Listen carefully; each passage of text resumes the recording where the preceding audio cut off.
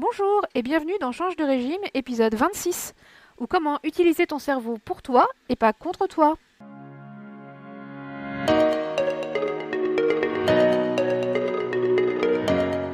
Bonjour et bienvenue dans Change de régime, le podcast pour changer ta relation à la nourriture durablement dans l'amour de toi. Je suis Anne-Lise Paillard, coach de vie certifiée pour ALE Coaching, et dans chaque épisode, je te donne les clés pour perdre du poids durablement en allant voir les causes du problème. Au-delà de ce que tu manges, pourquoi tu manges. Si tu as déjà pensé que le Nutella était plus fort que toi, tu es au bon endroit. Je veux t'aider à trouver comment tu veux manger pour te nourrir et te faire plaisir, pour en finir avec l'alimentation émotionnelle et compulsive. Changer ton régime de croyances et de pensée. Et si c'était facile de perdre du poids, c'est ce que je veux te faire découvrir dans ce podcast. Parce que perdre du poids, c'est possible pour toi. Bonjour, j'espère que tu vas bien. Tout d'abord, je voudrais te souhaiter un joyeux Noël, un très joyeux Noël. J'espère que tu passes de bons moments et que si ce n'est pas le meilleur moment de l'année pour toi, pour quelque raison que ce soit, parce que oui, on a le droit de ne pas aimer Noël, mais oui, on a le droit d'adorer Noël aussi. Quoi qu'il en soit, j'espère que tu as prévu une belle journée avec, si ce n'est pas la journée entière, au moins un temps pour faire quelque chose que toi, tu aimes pour toi. Et tu sais quoi, si tu ne l'avais pas prévu, il n'est absolument pas trop tard. Moi, aujourd'hui, j'ai prévu une journée avec un film de Noël obligatoire et une soirée en amoureux, à défaut d'être en famille. Parce que ça sera pour le Nouvel An. C'est assez challengeant pour moi, en tant que maman divorcée, de ne pas avoir ma fille le soir de Noël. Mais je décide de quand même avoir une belle journée et d'en profiter pour planifier des activités que j'aime et qui me feront du bien. Parce que ça, c'est dans mon pouvoir. On ne peut pas tout avoir, mais on n'est pas obligé de ne rien avoir. Tu le sais, le foutu pour foutu, c'est toujours une option et on n'est jamais obligé de le choisir. Mais bon, revenons à nos moutons et à l'épisode du jour. En ce mois de décembre, j'ai décidé de faire une série d'épisodes sur ce que tu peux faire pour diriger ton cerveau. Et dans l'épisode précédent, je t'ai indiqué que ton cerveau trouve ce que tu lui demandes de chercher. Et je t'ai invité d'ailleurs à regarder ce que tu souhaites garder pour 2022.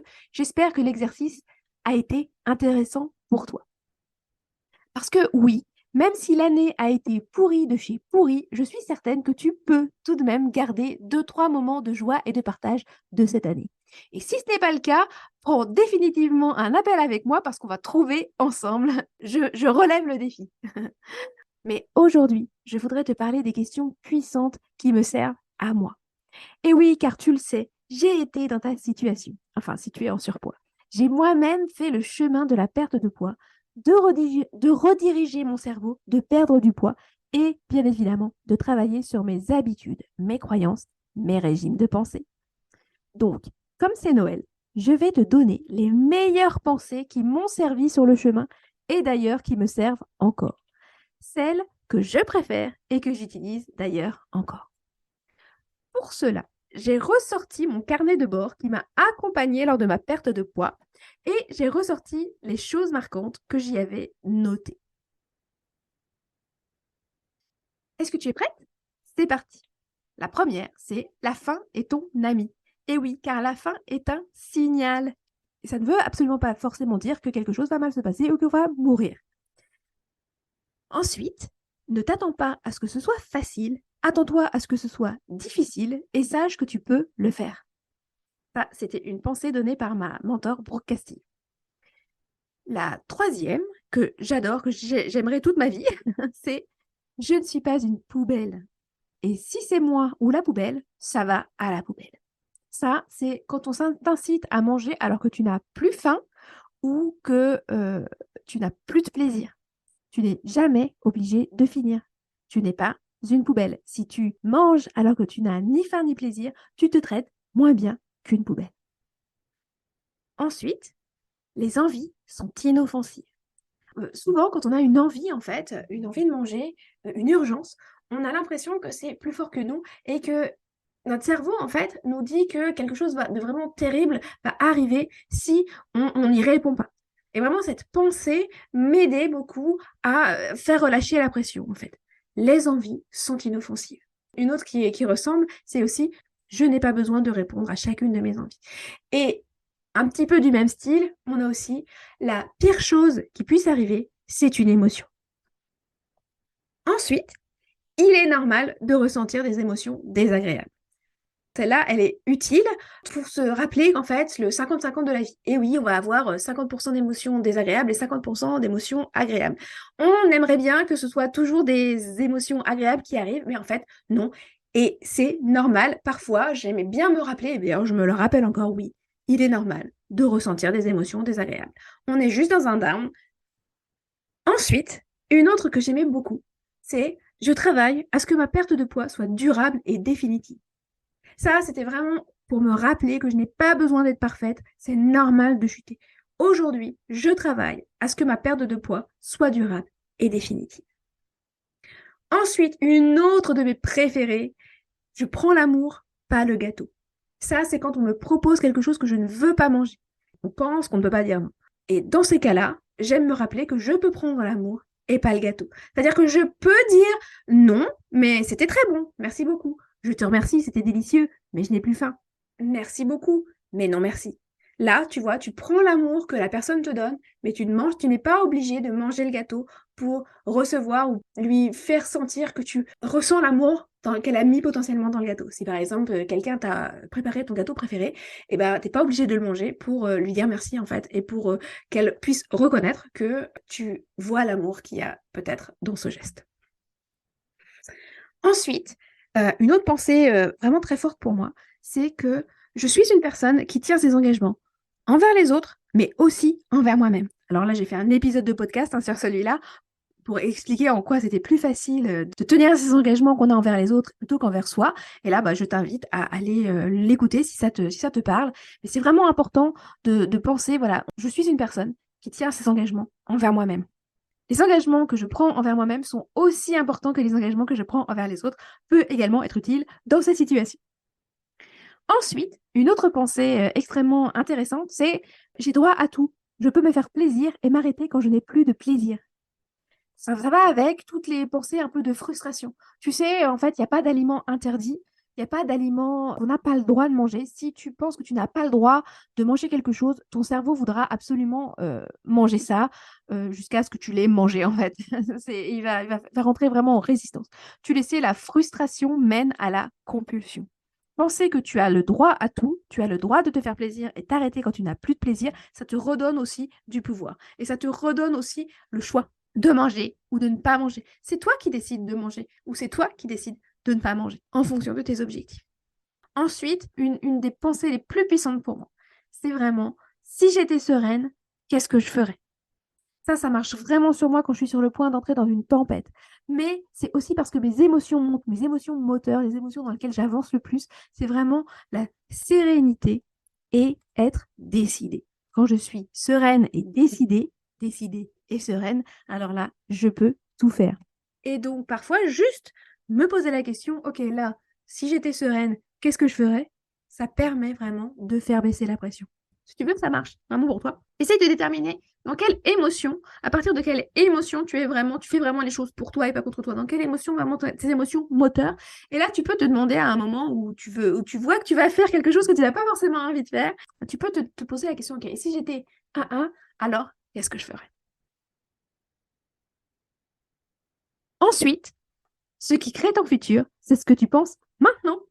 Et oui, parce que ne faut pas oublier que nos pensées créent notre réalité. Tu le sais, ce sont nos pensées qui génèrent nos émotions, qui génèrent nos actions, qui génèrent nos résultats, pas les circonstances.